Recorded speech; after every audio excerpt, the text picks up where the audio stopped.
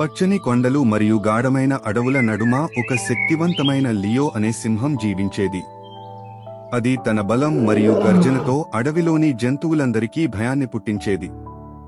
అయితే లియో సింహం కేవలం బలమైనదే మాత్రమే కాదు, ఆ సింహం జ్ఞానవంతమైనది మరియు దయగలిగిననిది అని కూడా పేరు పొందిననిది.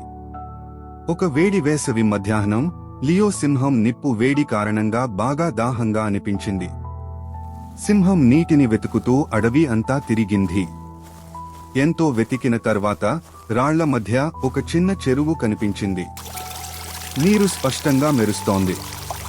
కాని సింహానికి ఆశ్చర్యంగా చెరువు వద్ద మరోపక్క ఒక చిన్న బిల్లీ అనే మేక సేద తీరుతూ నీళ్లు త్రగుతా కనిపించింది.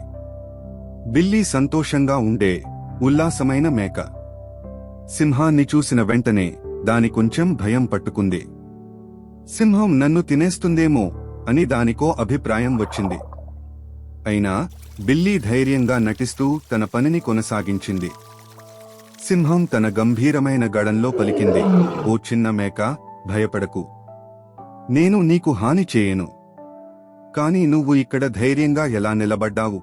నేను అడవిలో రాజును అయినప్పటికీ. బిల్లీ కొంచెం తడబడింది, కాని తన భయాన్ని దాటుకుని చెప్పింది, ఓ మహాసింహ, నేను మీ బలం గురించి తెలుసు. కాని నేను ఒకటే నమ్ముతాను, నిజమైన రాజు ఎప్పుడూ బలహీనవారిని హాని చేయడు. సింహం బిల్లీ మాటలను విని అద్భుతంగా తలపోయింది. అది ఒక నిమిషం ఆలోచించింది. నువ్వు నిజమే చెప్పావు, బిల్లీ. నిజమైన బలం అనేది ఇతరులను రక్షించడంలో ఉంది, హాని చేయడంలో కాదు.